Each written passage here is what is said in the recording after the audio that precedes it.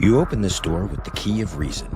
Beyond it is another dimension, a dimension of truth, a dimension of freedom, a dimension of joy. You're moving into the land of both the ideal and the real, of the possible and the actual. You've just crossed over into the Capitalist Corner. Where reason meets reality, welcome to the Capitalist Corner. Welcome to the Capitalist Corner, folks. I'm your host, Mark Pellegrino, and also the chairman of the American Capitalist Party, along with my co-host and vice chair, Michael Liebowitz, who is also mainly the host for pretty much everything on The Rational Alternative, the great channel that we have here, the flagship channel that hosts all of these shows, especially Capitalist Corner. But what else, Michael? I know you got a lot of irons in the fire. Tell us about it. Well, there's a great episode out right now of The Rational Egoist with Nikos Soterakopoulos and Andy Bernstein. We reviewed the book Shane. We discussed heroism. Whole lot of good stuff going on there. I highly, highly recommend this episode. Far more than just a review of a novel. And of course, today, 2:30 p.m. Eastern Time, Everyday Ethics. Tomorrow, 12 noon Eastern Time, Capitalist Corner weekends. We got Megan Ribbons coming on again, do some more education talk. All kinds of great stuff. And of course, we have the one and only Mark Pellegrino here. He pops up every now and again when he's not out making his billions, and it works out. I wish it was billions, my friends. I would love to be one of those persecuted minority billionaires out there. But alas, I am not. I'm broadcasting to you live from the Dark Continent, man, in the middle of the Dark Continent, Paris, France. So wait, I was going to say something, Michael, and then I got we have to talk about what this is streaming live on. Isn't it on Twitch? And what else is it? Well, it's not on Twitch because we don't have Persephone. What it's on is, it looks like I forgot to send you some stuff now that I'm looking down at my thing here. Did I? I don't know. I had copious amounts of material. Oh, no, I didn't. I got everything. So yeah, we got, what the hell was I thinking? I lost everything now. Oh, not Twitch. We're on X. We're on YouTube. We also have our shows are on Spotify. Check them out. I hope Mark shared this from X and from YouTube. Yep. And other than that, man, I'm ready to rock and roll, dude. Yeah, it's Q&A Friday, if I'm not mistaken, man. So make sure you bring your questions, and we'll try to bring some answers. Hopefully they're fun questions. We're inundated here, Michael, so often because we do the news with crap news, and it makes me feel like the world is going to hell in a handbasket. I'd like to hear some positive questions out there that get us focused on something positive. The first thing, did you want to talk about Auberon Herbert first? I do. So let me tell you, I thought I'd read all the Liberty stuff, but up until I got out of prison, I never even heard of this guy. I first learned of him when doing an interview. I don't know if it was on the air or it was after the interview. But anyway, I first learned of him from Harry Binswanger. And then I woke up this morning, and on Facebook, my buddy Sheldon Richman has a great essay on TGIF. He says the most important question facing humanity, and it's all about Auberon Herbert. And I got to tell you, I found some great quotes in here. I just want to go with some quotes. Before we talk about who Herbert was, just listen to these quotes. If you really think that for some purposes we may rightly compel men, and for other purposes we may not, you are bound to arrange your perceptions on the subject and discover what is the dividing line between the may and may not. It is unworthy not to take your true position in this great matter, that of a human being whose reason can put all the facts of this world in order in subjection to itself, can become their intelligent regulator by strenuously and resolutely seeking out the principle or law which underlies them, and simply to wait as a slave instead of a master to be swept in whatever direction the forces that are around you may happen to take. He says here, this was actually the quote that I wanted to get to. I don't know. I read that for the hell of it, I guess. I was mistaken. It was a warm-up quote, Michael. Okay, it was a warm-up quote. Okay. He says, no man is acting consciously and with distinct self-guidance. No man possesses a fixed goal and purpose in life until he has brought the facts of his daily existence under the arrangement of general principles. Wow. Love that. Talking about just learning from principles, talking about this guy. So he was a Brit. He started off as a conservative, changed to liberal. He was a politician. highly influenced by Herbert Spencer. He called himself a voluntarist, disavowed the term anarchist, and rightly so, believed in government, but did not believe in compulsory taxation, believed in individual rights, self-ownership, the Lockean rights, life, liberty, property, all around, man. This is a great guy, and this was a great article. And I know there's people, we always are going to run into this. Well, he kind of bordered on anarchy and not really objectivist. Listen, this guy was in the 1800s, and he was arguing for stuff that is generally good. Perfect? No. But anybody in the 1800s advocating for thinking on principle, using reason to guide yourself, individual rights, great stuff. Yeah, indeed. Michael, I mean, he was a self-made man. I mean, not that he didn't come from wealth, he didn't come from money or inheritance. He had those things, but his thoughts were entirely his, man. And he broke with his family, who were conservatives, as a matter of fact, to stake his own claim in classical liberalism and to make his own unique mark in all of the thinking and literature of classical liberalism. I agree with you. I think this guy's a powerhouse. And I think that quote is fantastic, and it should be something that people put on their profile page. Sure. Go ahead. Go ahead. No, you go. Well, then he goes on to say, for strange as it may sound in some ears, these are the only two rival forces, the only two rival creeds that exist in the world, and whichever it is, liberty or force, that is to emerge as conqueror from the great struggle, by that one will the minds of men, their hopes, their fears, their pleasures, their pains, their beliefs, and their systems be molded and shaped. Phenomenal. Yeah, that's like my thoughts about the moral landscape, Michael. You could either be a collectivist and endorse force, or an individualist and endorse persuasion and reason. Ann M says it may have been slightly more common then in the late 1800s, mid to late 1800s, Michael, than now for somebody to think like that. I sort of. I mean, he was in England, but I mean, with respect to America, that might be the case. I don't know about with respect to England. In a sense. Sure. I mean, people certainly talked more, I think, in the language of individual rights. But to do so with the clarity of, basing it on reason, on principles, I think was not, like, he wasn't arguing for consequentialism. He wasn't making an economic argument. He was making a moral argument, imperfectly as it may have been. I think it was great. I've posted the article, by the way, from Sheldon Richman. I posted it to my Facebook page. I posted it to my X page. Check it out. Really good stuff. And, Sheldon says at the end of the article here that this may not be the last. This won't be the last we hear from Auberon Herbert. So I'm guessing Sheldon's going to do some more writing about him. Check it out. Wonderful. I also took some of Herbert quotes and featured them on my X account. So if you want to go there and look at a great quote from him, check it out. It'll be inspiring because, Michael, we're surrounded by collectivists. Altruism rules the day. So all we hear about is emotionalism, impulsiveness. That's all we are a witness to in the national stage and international stage. It's really great to see a principled person whose base is reason writing in the world. We need to see that it's possible. Yeah. Now, just, I actually asked, there's a few articles. I think Persephone's still going to be posting them.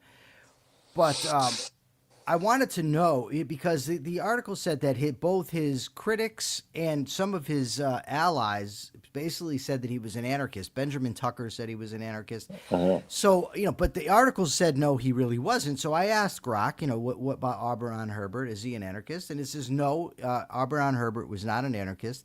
He was a radical individualist and the main proponent of voluntarism, sometimes called voluntarism, in late 19th century Britain. He advocated for complete individual liberty and self-ownership, the non-aggression principle, force only for defensive rights, voluntary cooperation in all social and economic matters, a minimal voluntary state limited to protecting Lockean, Spencerian rights, life, liberty, and property, funded entirely by voluntary contributions rather than compulsory taxation. Good stuff. Good stuff. Yeah, Kira says by that logic, objectivists are anarchists too. And that's why some folks out there, Michael, who aren't familiar with objectivism in Iran kind of put us in the anarchist camp, even though we're not. You said it says up here capitalism, self-sacrificing businessmen. You want to deal with that stuff before we deal with the Trump memorandums and all the look crap at that. coming out of the Middle East? Sure. It seems that I actually put capitalism in the title twice. So I put Auberon Herbert, capitalism, self-sacrificing businessmen, capitalism. And more. Okay. Yeah. I thought you just wanted to talk about it extra bad today. No. What actually there was a bunch of things that got me thinking about this. Inflation on the rise. That's out there today. That's happening. What the hell was it? The consumer product expenditures or something. They're spending. Consumers are paying more for products than they previously were, and that's not good. We've got, of course, a lot of things, tariffs. The threatening media companies. A lot of different things messing with the economy. But there was this article in Reason magazine it talked about, should you be allowed to sell a kidney? Economist explains repugnant markets. And I don't have any issue with, if you want to sell a kidney, if you want to sell your arm, I don't really care. That's your business. It's yours. Do what you want with it. It's a matter to me of individual rights that you should be able to do this. Of course, there's also, there's arguments about more lives saved, reduction of black markets. People are getting paid for their for what they're giving up. It probably lower the costs overall for these things because there'd be more on the market. And that's all true. I think that, but primarily to me, it's an individual rights issue. It's ultimately a capitalist issue. Now, there's these arguments against it. It's going to exploit the poor. To me, it's not exploiting the poor. It's benefiting the poor. It's giving the poor an additional opportunity to make money off of their resources, right? This thing, commodification of the human body, I don't care about that. Like, that sounds just, the inequality in access is another one that they say. There's always going to be inequality in access to anything out there. And you don't have a right, I don't have a right to somebody else's production, to somebody else's intelligence, to somebody else's effort, but people think that they do.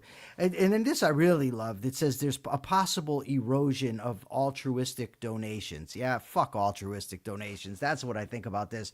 But Mark, what's your take on this? We got a few articles that are going to go in this, we're going to talk different aspects of capitalism, but maybe that's why I put it twice. Well, when you're talking about repugnant economies, Michael, you're talking about subjects that are really ugly for most people. And when people talk about the commodification of the human body, I'm perfectly fine with that if that's what somebody wishes to do with their own body. I mean, we believe in full body autonomy.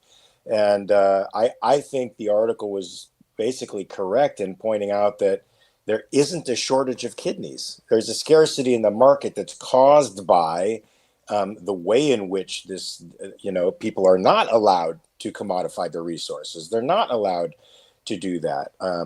Now, it sounds sketchy and ugly, Michael, to say that you're for a poor person to sell their kidney if they need the money, but there's ultimately nothing morally wrong with it. If anything, the lottery system that keeps people waiting and for a kidney and keeps them suffering for months upon months upon months on end, when that suffering could be alleviated immediately, is far more despicable than the ugliness of the repugnance economy that would monetize this stuff. So I mean, I think it's perfectly legitimate, provided somebody's a consenting adult to do what they choose. Well, yeah, I'm with you. Another capitalism thing, and I try to bring things together on principle so that we can sort of tie them together. So we start off today with the advocacy of individual rights by a guy like Auberon Herbert. And then we can see an issue where rights would apply as they do in the, selling your organ stuff. And then there was this article, Mark, The Bitter Lessons of Sugar Control in World War I. This is in the Daily Economy. And Herbert Hoover's wartime sugar program generated shortages that led to expanding rationing systems and increasingly centralized control over the allocation of sugar. Hoover was commissioner as food administrator of the United States on August 10, 1917. He was a successful mining engineer and humanitarian. And, he decided that they needed to, put controls on sugar. Now, to me, again, this is you're barking dog. No, you are having the government initiate force against people, telling them that they can't sell their property for a given price, right? So right off the bat, you have the violation of rights. So the harm immediately is done to everybody who this force or threat of force is used against. But it doesn't stop there. There's economic effects as well. You want to talk about those? Yeah, look, I mean, in World War One, a lot of those supply chain disruptions were because there was submarine warfare, and it was just being disrupted by war, and they had to, what they thought they had to do was funnel a lot of product to the Allies, and as a result, they were encouraging people back at home to ration, and they also forced prices down because, of course, Michael, when you're forcing products into one direction, and the demand increases in another, the prices are going to rise. That would be the effect of a true market. In which case, people would fill that market. Entrepreneurs would fill that market, satisfy that need, and prices would gradually come down again. But rising prices are unpopular for politicians. It doesn't look good to constituents. And so they attempted to also slap price controls and a regulatory commission on sugar, which created shortages throughout the states. Michael, it's like every time they try price controls, every time they try to regulate something or command control it from the center, like this, even with Hoover, who was a Stanford-educated engineer, he couldn't figure it out. And you can't get any single human being to figure out how to answer needs in a complex industrial size economy. It just can't happen. Prices are a necessary bit of information for the people who are in those fields to answer the need, and they're not allowed. So it caused shortages around the state. In order to keep the prices low, they tried to ration. They had voluntary, of course. They requested that the citizens do it voluntarily, but that's how they tried to keep the prices low, Michael, when they should have risen. And I think one of the main executives of the sugar industry at the time said they should have let prices rise. And then there would have been no shortages anywhere. So, again, this is the Rational Alternative channel. The show is The Capitalist Corner. I'm Michael Liebowitz. That's Mark Pellegrino, bringing you current events, economics, philosophy, everything we can. Remember, we really appreciate the super chats, super stickers as well. So the article goes on to say, and this is true, of course, but artificially low prices did exactly what economics textbooks predict. They encouraged consumption while discouraging production. Pre-war per capita consumption stood at roughly 85 pounds annually, much of it in candy, soft drinks, condensed milk, canned goods, ice cream, and ketchup. Even at the beginning of the program, administrators acknowledged the predictable difficulties of holding prices low by urging consumers to limit consumption in the face of increased demand. By mid-October, a sugar famine was already causing sugar-using factories to shut down, and Hoover was then forced to order cuts in candy production. Yes, controls, folks, breed controls. You end up having to put more and more regulations. They cause more and more harm, and you end up screwed. Yeah, so controls create dislocation, supply chain disruptions, and then those problems necessitate more controls, which then in turn create more supply chains disruptions and issues. The solution, Michael, is, of course, not to interfere with the economy at all and to let prices do their work, because they are information and necessary information for everybody to make their choices with. Thank you, Greg. Thank you, Greg, for the $1.99 super sticker. Greatly, greatly appreciated.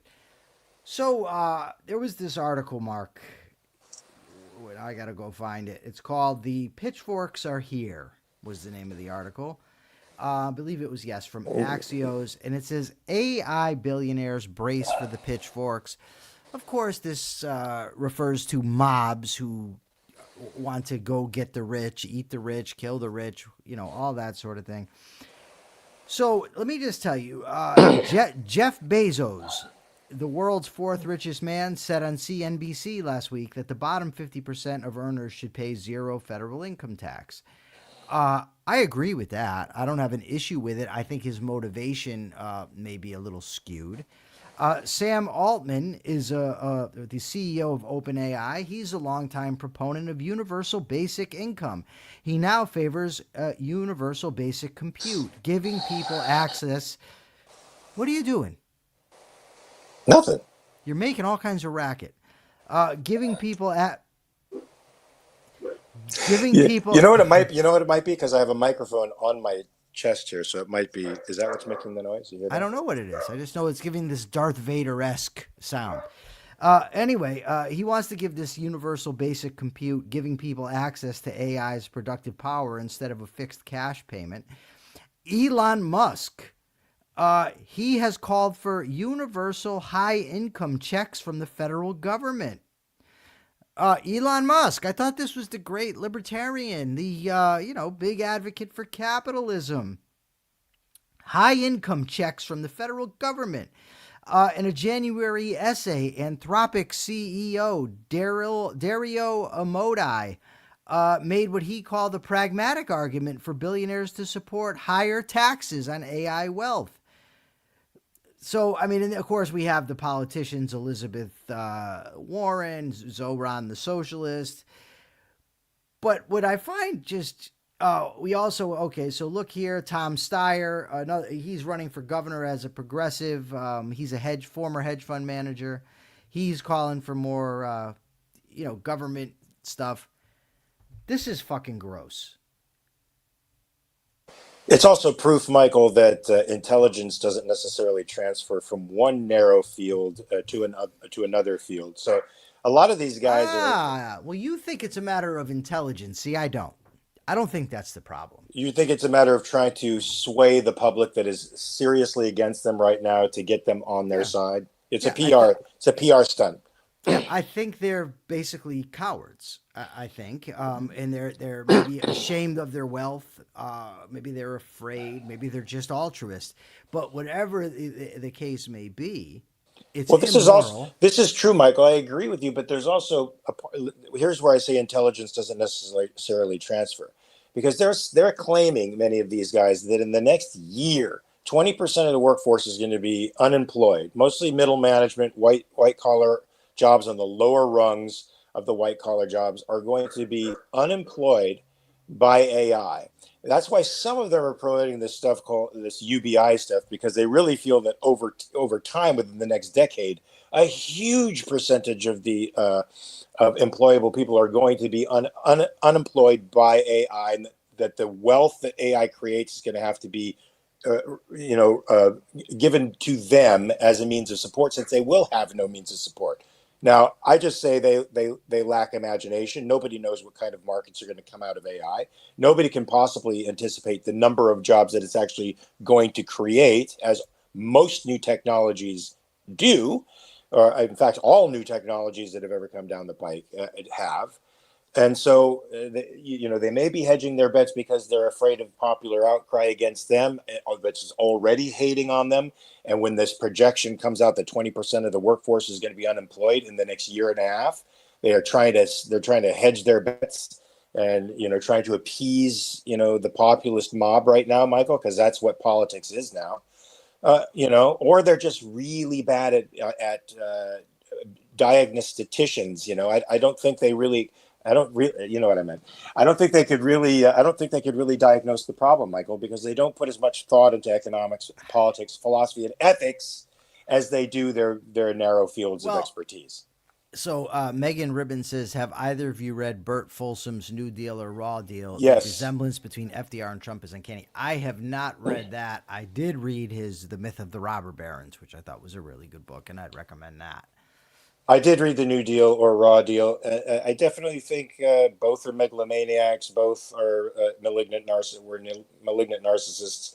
I think the only difference between the two is Roosevelt drank a lot and smoked a lot, and this president eats McDonald's. Otherwise, they suck. Yeah, I don't know, Mark, that I necessarily disagree with you. I agree that just because a person's a successful businessman doesn't translate to economics. That I agree with.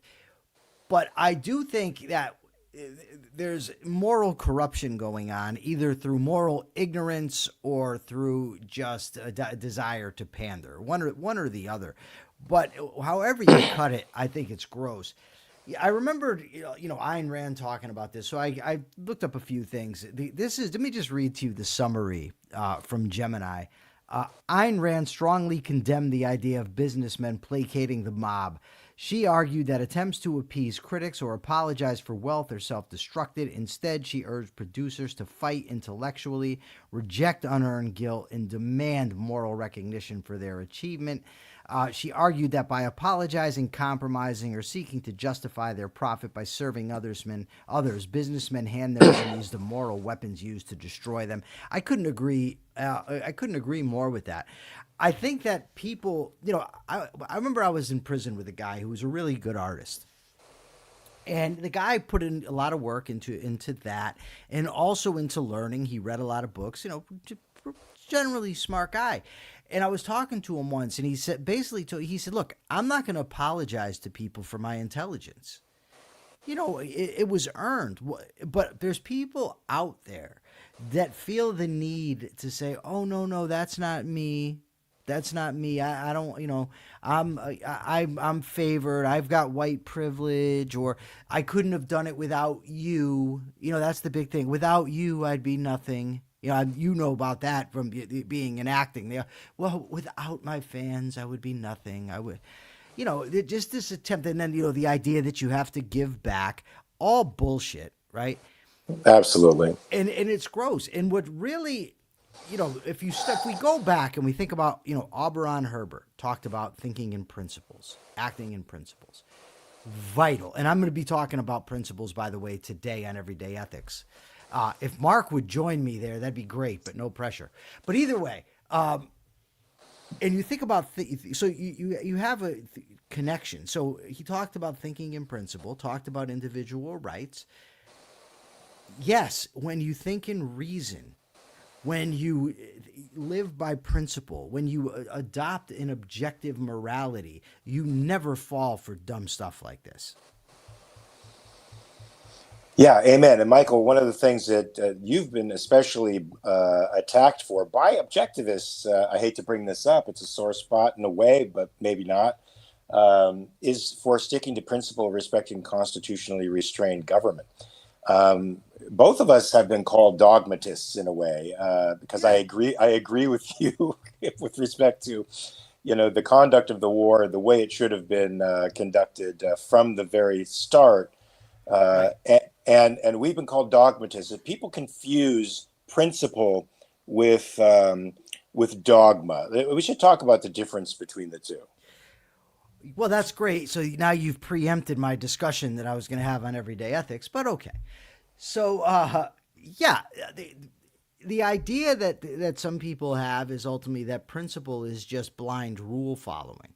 So when we say things like, oh, we have to uphold the Constitution, it's, oh, you're just going to blindly follow rules. But of course, that negates the monumental amount of principles, first, that went into the United States Constitution. It negates the idea that to have any semblance of a free society requires adherence to written law. It negates the things like the Bill of Rights. It negates the character of the person who takes an oath to uphold the Constitution and then doesn't. It negates how, when you don't follow the Constitution and don't go to Congress, there's no debates on the subject, so the American people don't understand. I mean, so maybe it behooves us a little bit to explain that the United States the Constitution was not some arbitrary document where they just said, threw it together as if in a blender and said, here. This was rooted in Enlightenment philosophy. Perfect philosophy? No, of course not. Good philosophy? Yes. Better philosophy than it ever been? Well, aside from Aristotle, probably, especially in the political realm, I would argue, right? So they were basing it on the idea that human beings had individual rights, right? That among these were life, liberty, and the pursuit of happiness, that it was the job of the government to protect them. So then they ask, well, what is the best way to do this, to protect rights? They had the Articles of Confederation, which was a loose confederation. States were tariffing each other. They had no real, sense for national defense where they attacked. So they debated, okay, well, what can we do? They looked through history to all the preceding republics, what works, what doesn't. They studied the concretes of history, Venice, Rome. They read the great thinkers, Machiavelli, Montesquieu, John Locke. They learned from all these things. They debated what would be appropriate, and they came together and said this would be the best way to do this. All principle-based, all empirical, all debated, and all embodied in that to have the rule of law, which is why, by the way, Ayn Rand, for instance, talks about you have to adhere to the Constitution. So we're not saying that it's just the blind allegiance to any law that anybody happens to pass at any time. What we're saying is that the fundamentals of the United States of America, what this country is supposed to be about, the ideas are embedded in the United States Constitution.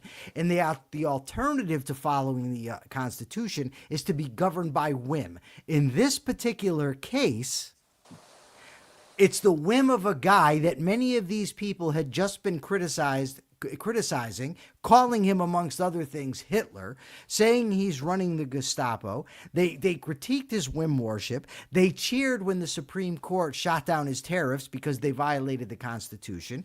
But then when it came now we're dogmatic for wanting to uphold the Constitution. Again, it's not based on dogma.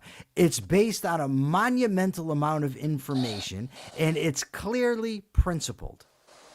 You have the Constitution or you have the whims of Trump. Those are your two choices.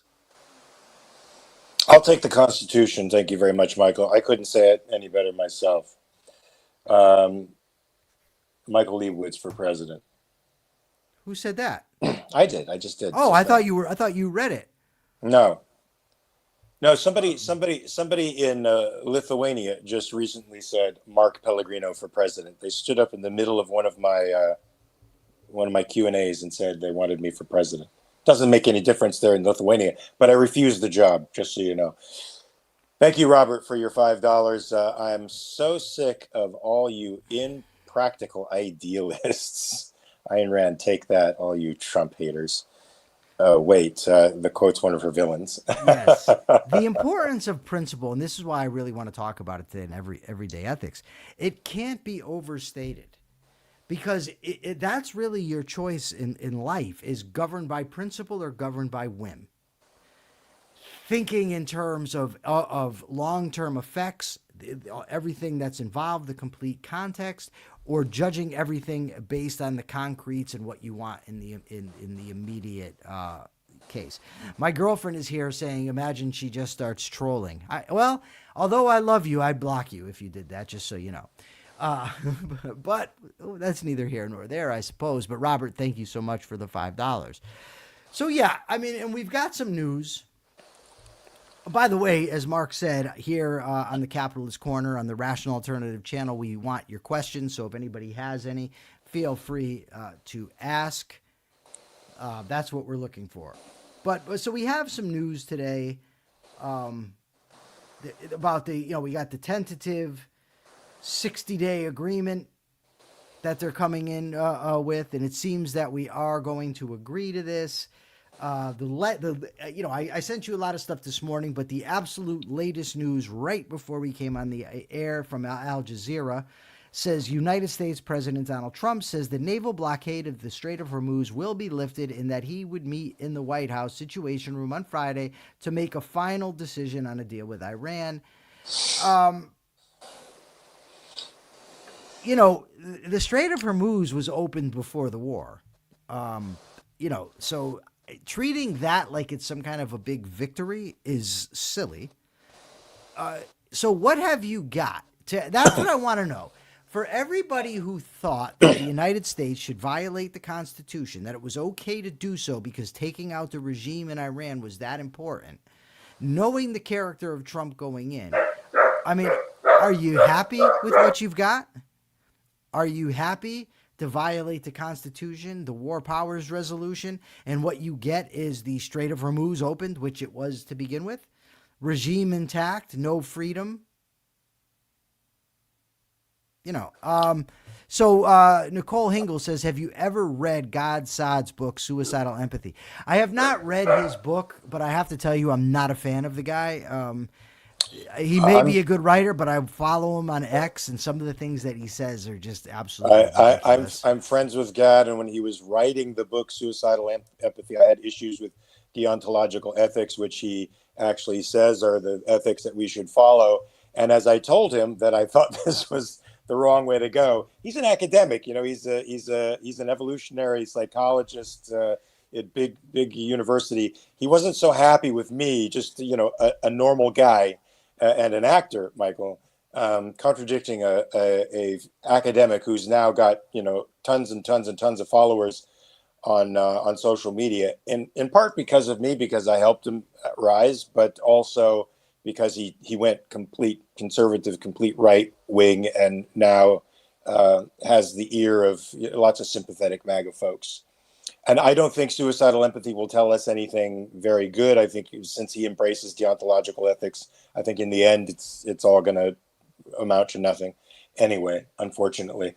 But yeah, this Iran deal is worse, Michael, than what we had before, because the world has now seen that America doesn't have the will, one, to complete the mission, and two, we've now allowed Oman, and who has no army, by the way, and no navy, and Iran to dictate who goes through this massive economic choke point in the world. And that's a loss as far as I'm concerned. That's worse than the condition was before. As far as the world economic situation now, being in the palm of the IRCG's hands is not a very reliable hand to be in there, Michael. So I think it's worse. The president never articulated his message to the American people, and he should have.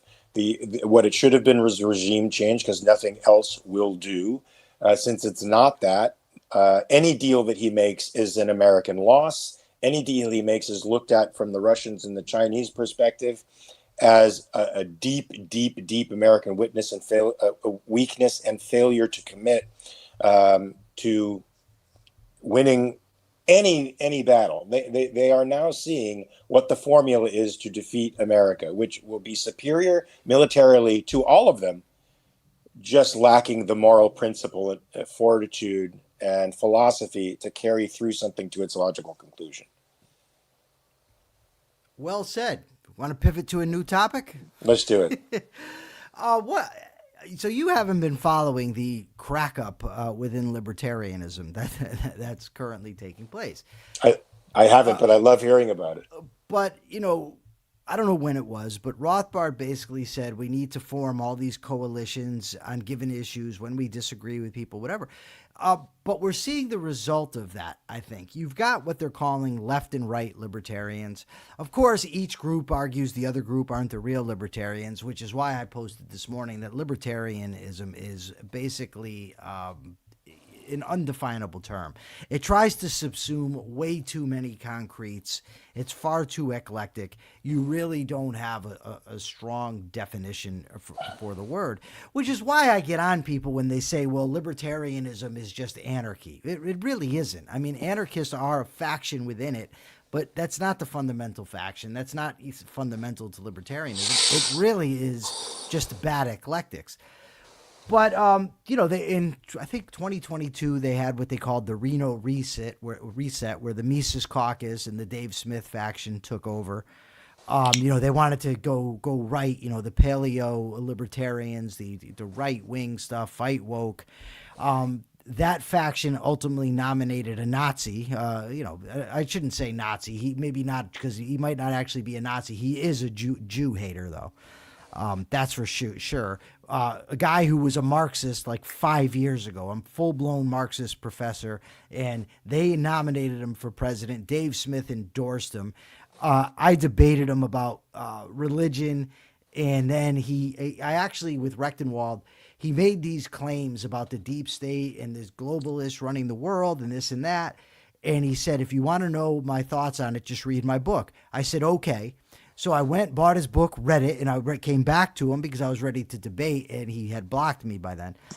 So now, with the nomination of Chase Oliver for president in 2004, I know Chase, by the way, very nice guy. I don't agree with him. I agree with him on domestic politics a lot.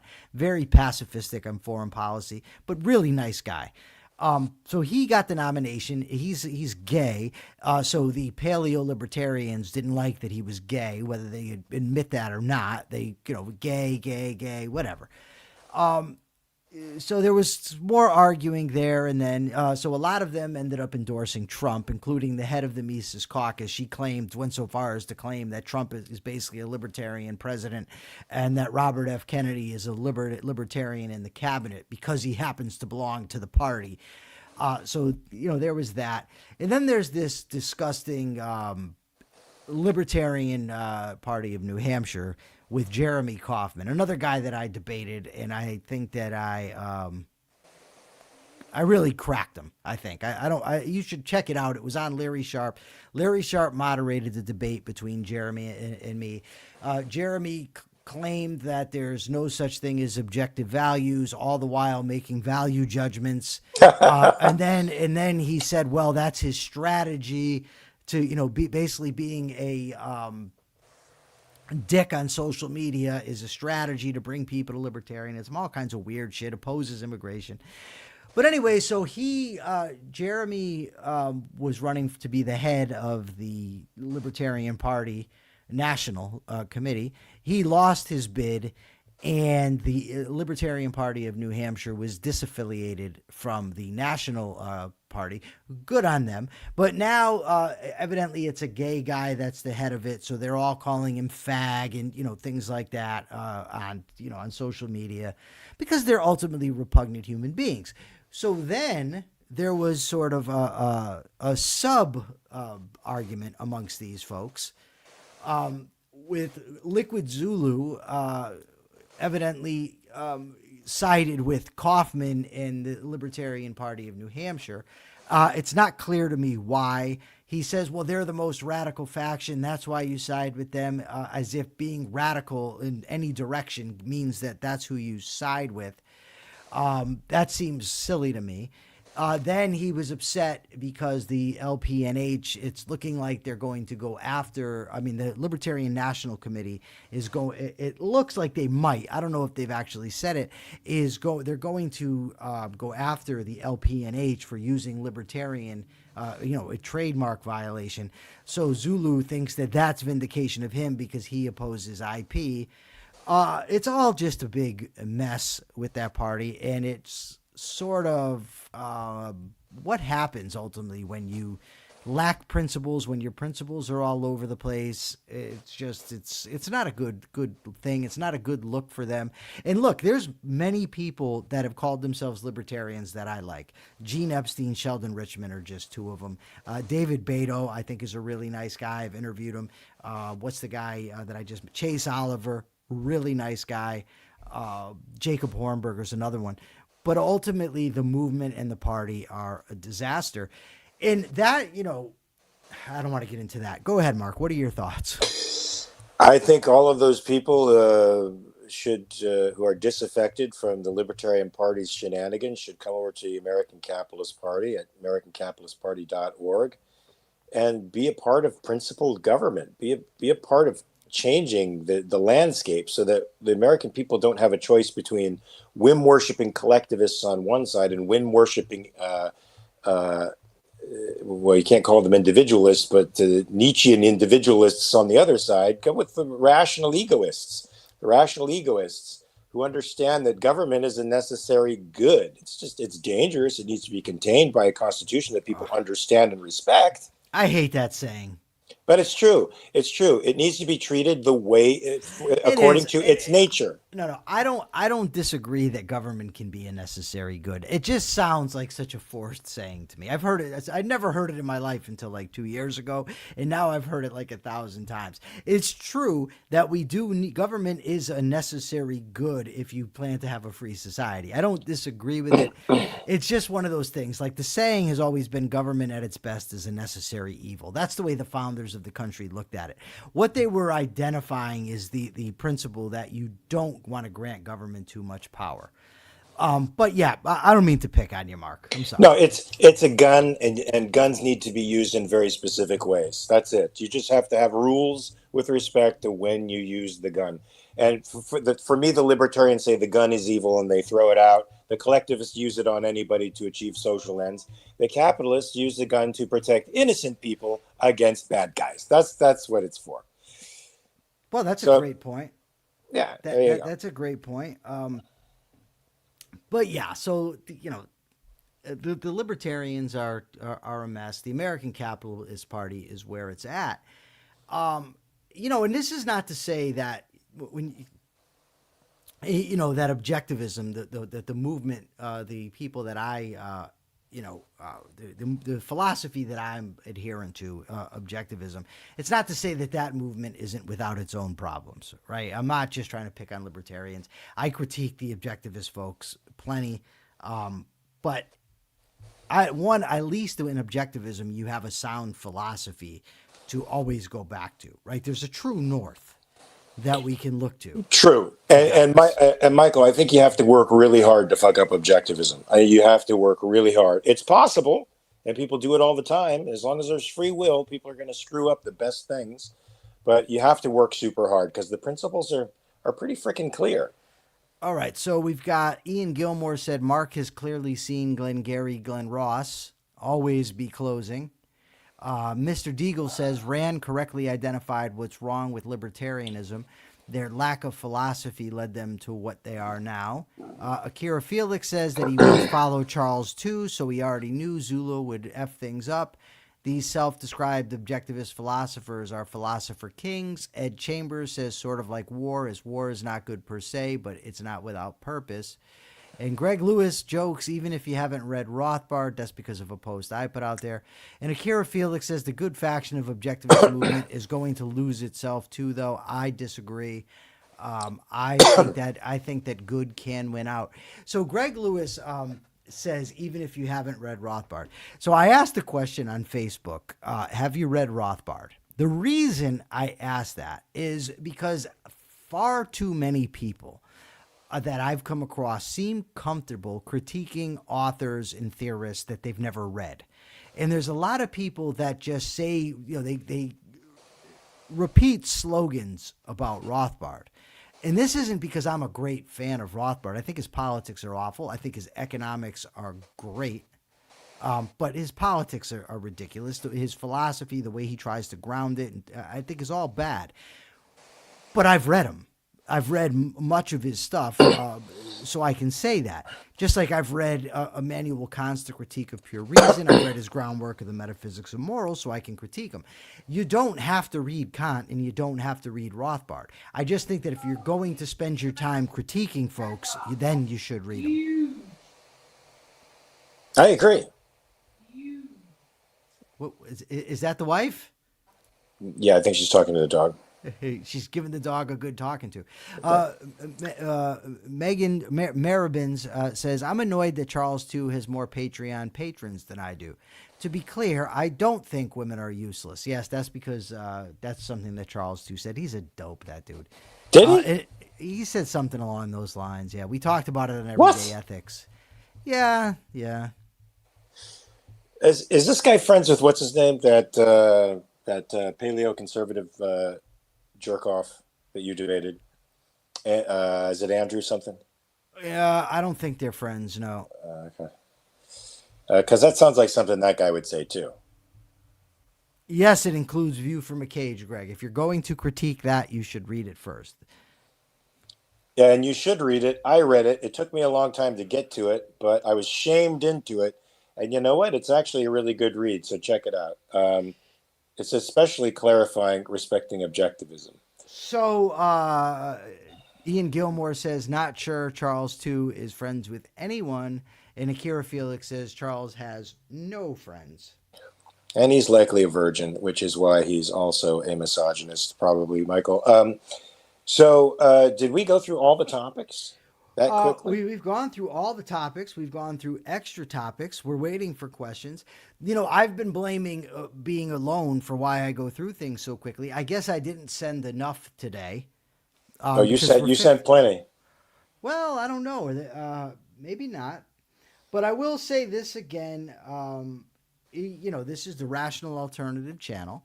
We've got multiple shows on it. If you like what you see here, or if you're interested in ethics, you're interested in, hold on one second, if you're interested in criminal justice, we've got a lot of great stuff on our channel. Check it out. In 2:30 p.m. Eastern Time, I'm doing Everyday Ethics. You said there's not a lot of fiction books on my list, Mr. Deagle. I don't know if that's, I think there's about 70 classics on there, fiction classics on my list. I generally don't just read fiction to read it. I've read a lot of the classics, and if somebody tells me there's a specific fiction book I need to read or I ought to read, I will check it out. But, you know, time is limited, and you don't get to just, you know, you can't just read an infinite amount of books. So I focus mostly on educating myself. Yeah, the vast majority of books I read are nonfiction. That's true. Go ahead. Go ahead. Do you have any great recommends? Classic fiction that you throw out there as a top five, let's say. You want to hear my top 5 fiction books? I'm not going to include anything from Objectivism because that's just too obvious. I would recommend. Let me think. Les Miserables, great book. Pride and Prejudice by Jane Austen, great book. Wuthering Heights by Emily Bronte's. Been years since I've read that one. Let me think if I could think of another one.